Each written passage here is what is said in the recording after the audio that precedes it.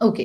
यासाठी आवश्यक कागदपत्र कोणती आहे तर विद्यार्थ्यांनी मूळ आणि छायांकित प्रती म्हणजे झेरॉक्स कॉपीज ज्या आहेत ते रेडी ठेवायच्या आहेत. 10वी किंवा समकक्ष परीक्षेचं गुणपत्रक.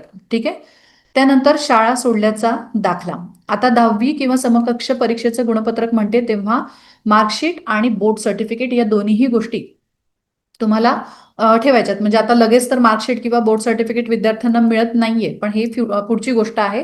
त्या दोन्ही गोष्टी रेडी ठेवायच्यात. ओके. त्यानंतर आधार कार्ड आहे. विद्यार्थ्यांचं आधार कार्ड अपडेट करून तुम्ही घेतलं असेलच. 10वीचे विद्यार्थी जेव्हा 10वीला जातात तेव्हा त्यांचं आधार कार्ड अपडेट करून घेतलं जातं.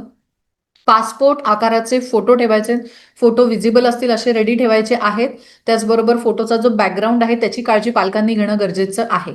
सामाजिक प्रवर्गातील आरक्षणासंबंधित प्रमाणपत्र म्हणजे तुम्ही कोणत्या कास्ट कॅटेगरीमध्ये वगैरे जात असाल तर त्याच्याशी रिलेटेड जे काही सर्टिफिकेट आहे, ठीक आहे, ते प्रमाणपत्र तुम्हाला रेडी ठेवायचं आहे. त्याचप्रमाणे जात प्रमाणपत्र अर्थात सामाजिक प्रवर्गातलं प्रमाणपत्र, जात प्रमाणपत्र,